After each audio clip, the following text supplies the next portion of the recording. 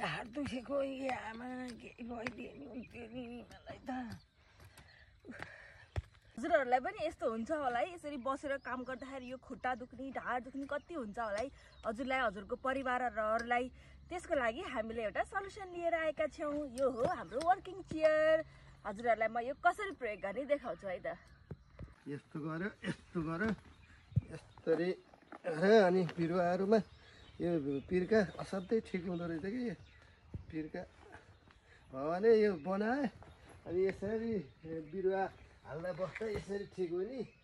अनि त्यहाँदेखि फेरि अर्को बिरुवामा पिर्का सारी राख्नु नपर्ने, त्यसरी बस्यो, त्यसरी अर्को ठाउँ गएर बस्यो।